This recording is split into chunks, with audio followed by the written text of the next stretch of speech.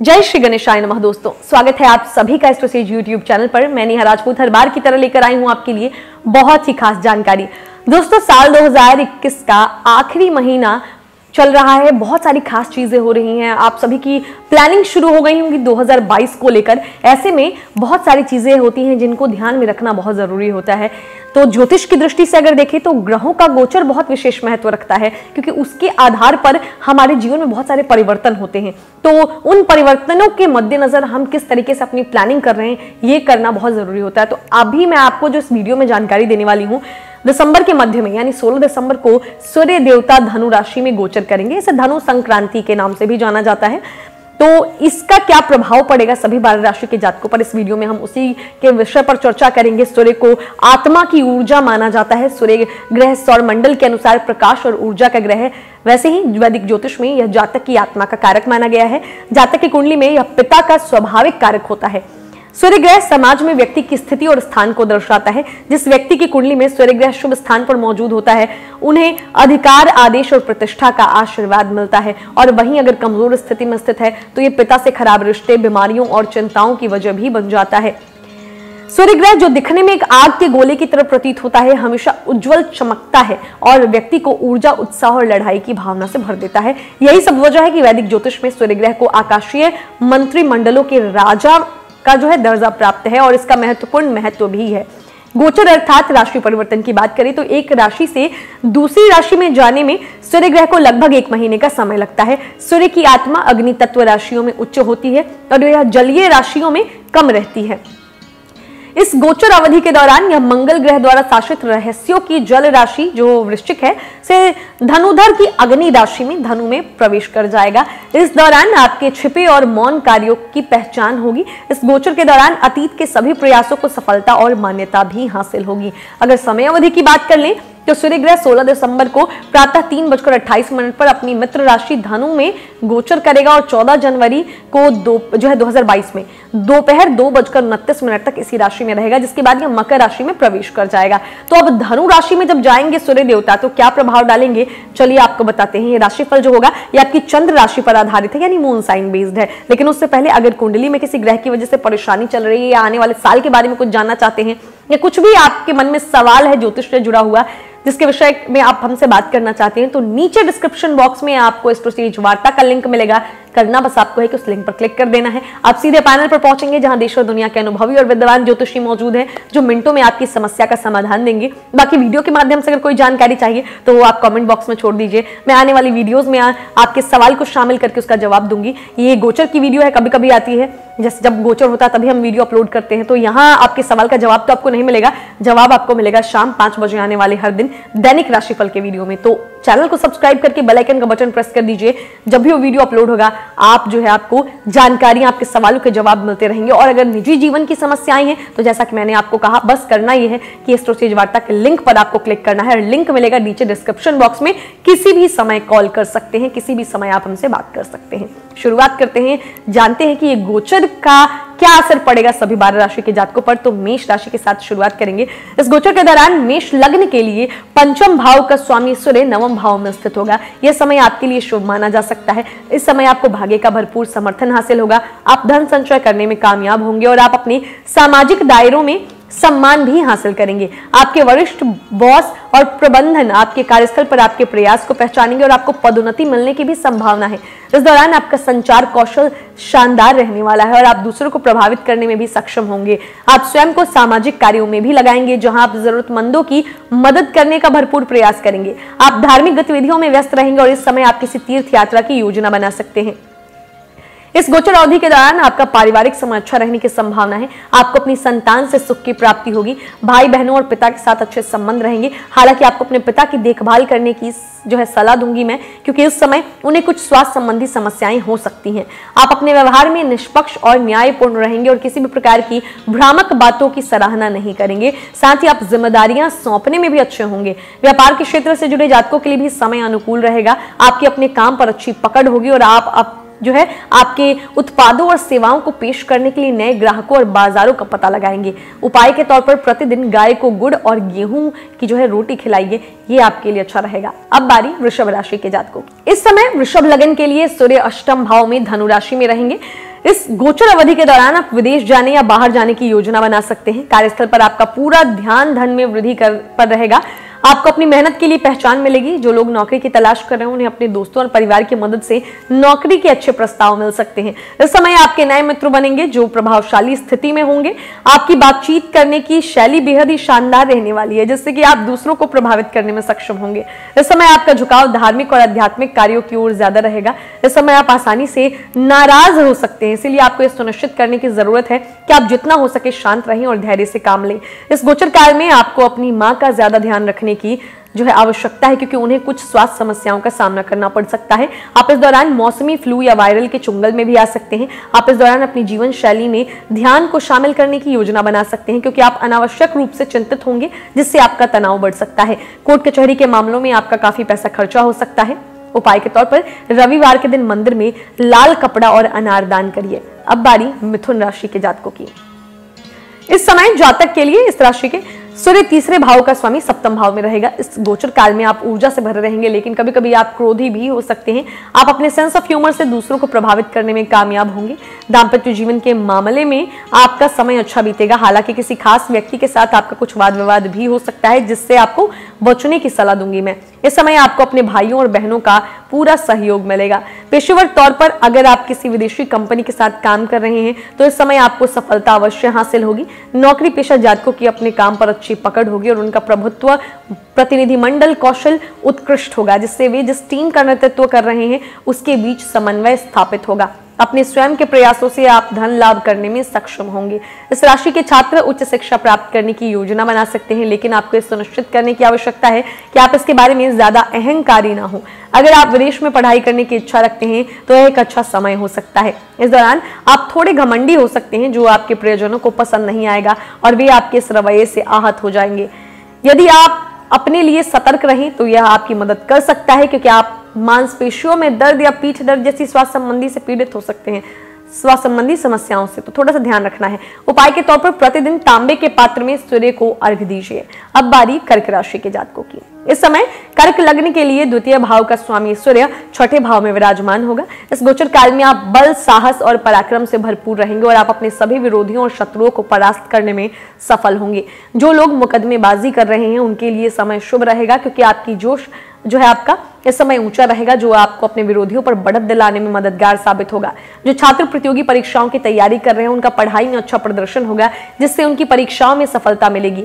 आप इस समय अच्छी कमाई करने में भी सक्षम होंगे, लेकिन आप भौतिकवादी इच्छाओं पर बहुत अधिक खर्च करेंगे, जो आपके बैंक बैलेंस को नकारात्मक रूप से प्रभावित कर सकता है।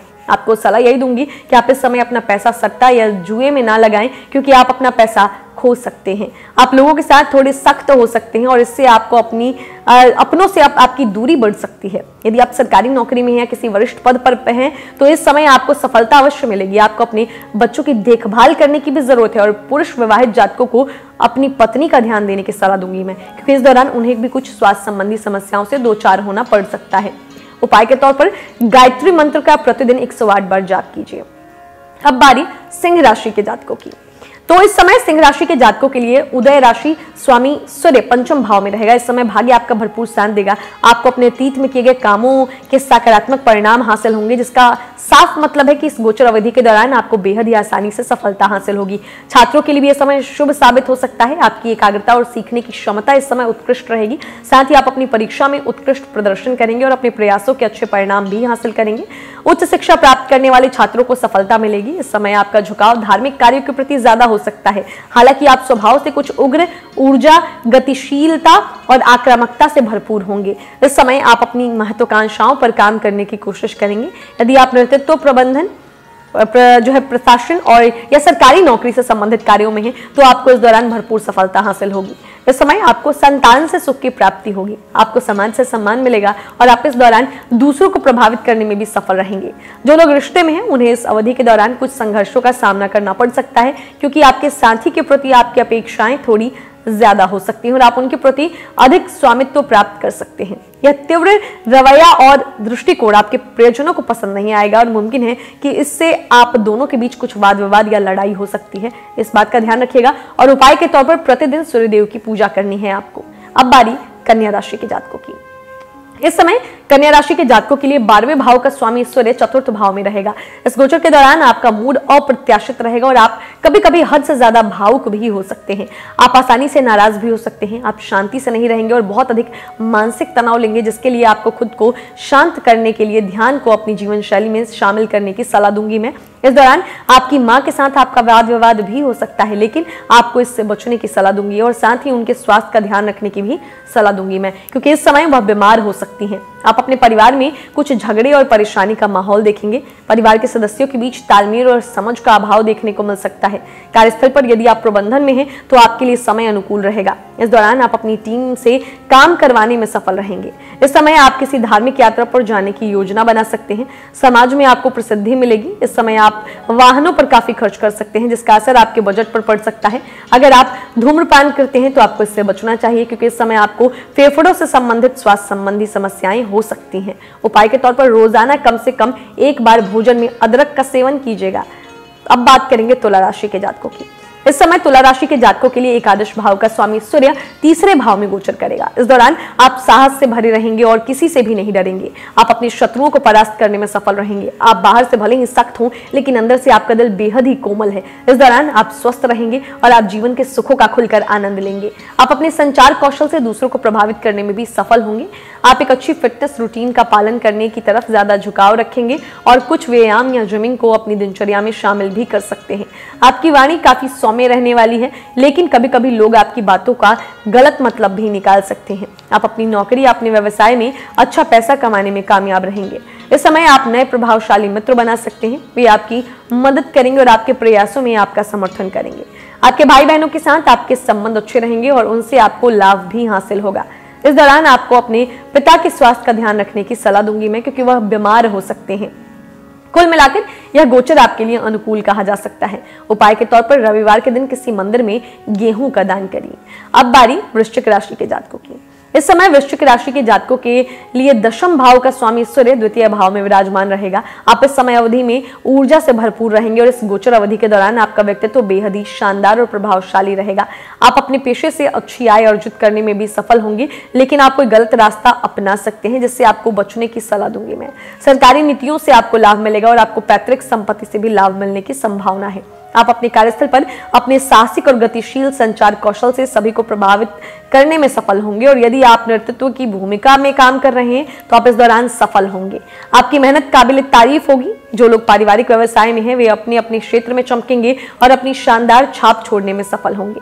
जो सरकारी कर्मचारी तबादलों की प्रतीक्षा कर रहे हैं उनके लिए समय शानदार रहेगा, क्योंकि इस दौरान आपके स्थान परिवर्तन की प्रबल संभावनाएं हैं।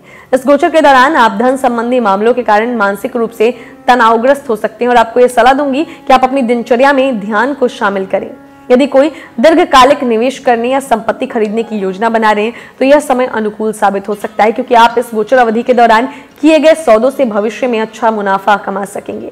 उपाय के तौर पर रविवार के दिन जरूरतमंदों को गुड़ का दान करें। अब बारी धनु राशि के जातकों की।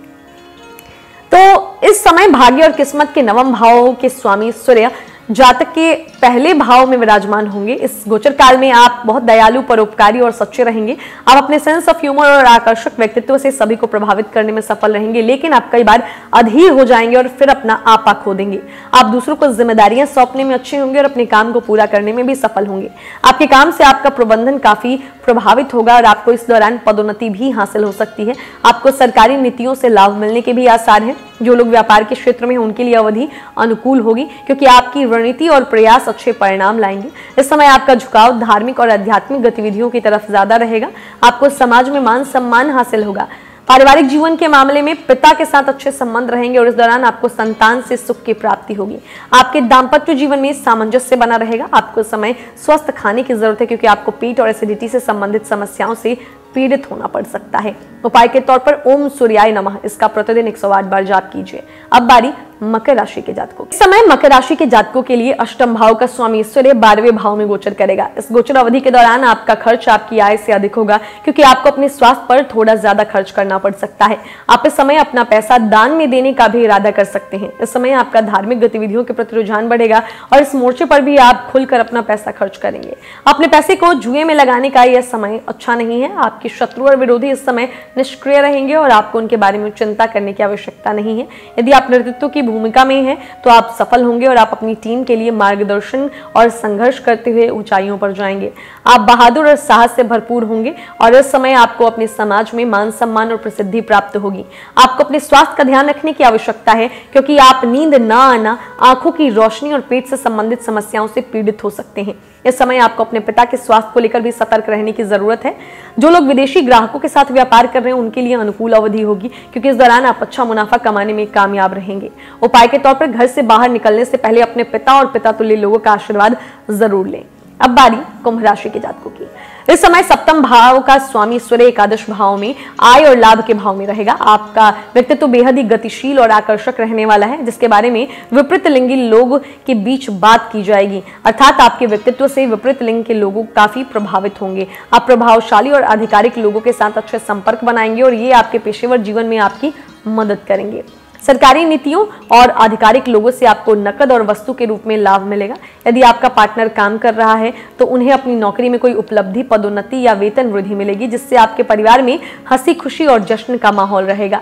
जो लोग पार्टनरशिप फॉर्म में हैं उनके लिए यह अनुकूल समय साबित होगा। आप अपने ग्राहकों का विश्वास अर्जित करेंगे और अच्छे सौदे करने में कामयाब रहेंगे। सरकारी कर्मचारी भी अपने कार्यस्थल पर बहुत अच्छा समय बिताएंगे। माहौल मैत्रीपूर्ण और सौहार्दपूर्ण रहेगा। साथ ही उन्हें उनके प्रयासों में उनके सहयोगियों का पूरा सहयोग मिलेगा। अतीत में आपके मेहनती काम के लिए वेतन वृद्धि और तारीफ मिलने की प्रबल संभावनाएं हैं। विवाहित जातकों का अपने जीवन साथी के साथ जो है स्वस्थ संबंध रहेगा। हालांकि काम की व्यस्तता के कारण आपको कुछ दूरी का सामना करना पड़ सकता है, फिर भी आपका साथी आपकी कार्य प्रोफाइल में जो है विस्तार में आपको समझेगा और आपका भरपूर समर्थन करेगा। उपाय के तौर पर आदित्य हृदय स्तोत्र का पाठ कीजिए। अब बारी सबसे आखिर में मीन राशि के जातकों की।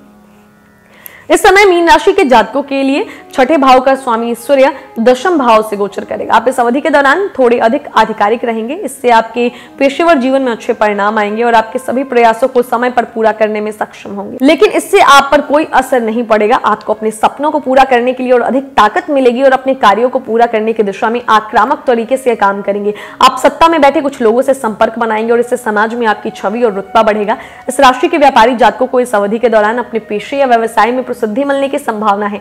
आपको अपने सभी प्रयासों में परिवार और दोस्तों से समर्थन और सहायता मिलेगी। जो लोग नौकरी की तलाश कर रहे हैं, नौकरी बदलने की योजना बना रहे हैं, उनके लिए एक अनुकूल अवधि साबित होगी।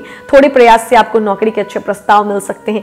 इस अवधि के दौरान सफलता की कुंजी आपकी कड़ी मेहनत और आपके प्रियजनों का समर्थन साबित होगा। इस दौरान आपको बार बार गुस्सा आ सकता है। इससे आपका काम खराब हो सकता है, क्योंकि आपकी व्यक्तिगत और व्यावसायिक जीवन में भी इसकी सराहना नहीं होगी। इसीलिए आपको सलाह यही दूंगी कि आप अपने स्वभाव का ध्यान रखें और जितना मुमकिन हो धैर्य से काम लें। उपाय के तौर पर सूर्यदेव की कृपा पाने के लिए रविवार का व्रत करें। तो ये कुछ ऐसी चीजें थी जो मैंने आपको 16 दिसंबर को सूर्य का जो धनु राशि में गोचर हो रहा है उससे जुड़ी हुई बताई है। आपको उपाय बता दिए हैं ताकि आपके अगर लाइफ में कोई समस्या दिखती है आपको तो उपाय को कर सके, और अगर आप फिर भी करते हैं, ऐसे भी करते हैं, तो आपको अच्छे रिजल्ट्स ही मिलेंगे। उपाय बहुत ही सिंपल बताती हूं मैं ताकि कोई भी कर सके, उसका किसी पे साइड इफेक्ट या कह सकते हैं नेगेटिव इंपैक्ट ना पड़े। तो ऐसे उपाय होते हैं जो हर कोई कर सकता है। बाकी अगर फिर भी आपकी कुछ प्रॉब्लम है जो आप हमसे शेयर करना चाहते हैं, बात करना चाहते हैं, तो नीचे डिस्क्रिप्शन बॉक्स में एस्ट्रोसेज वार्ता का लिंक है, बस क्लिक कर दीजिए, वहां पे आप सीधे हम तक पहुंच जाएंगे। किसी भी समय आप हमसे बात कर सकते हैं। और अगर कोई जेनरिक सवाल है तो कमेंट बॉक्स में लिखिए। हर शाम 5 बजे मैं लेकर आती हूँ आपके लिए दैनिक राशिफल का वीडियो। आपके सवाल का जवाब आपको वहां दूंगी। तो चैनल को सब्सक्राइब करें और बेल आइकन का बटन जरूर से प्रेस करें ताकि जब भी वो वीडियो अपलोड हो उसका नोटिफिकेशन आपको मिलता रहे और हर दिन के हाल के साथ साथ आपके सवालों का जवाब भी आपको मिल सके। तो मिलते हैं अगले वीडियो में, तब तक हंसते रहिए, मुस्कुराते रहिए, किसी का दिल मत दुखाइए और देखते रहिए एस्ट्रोसेज टीवी। नमस्कार। For regular updates, follow our Instagram page right now.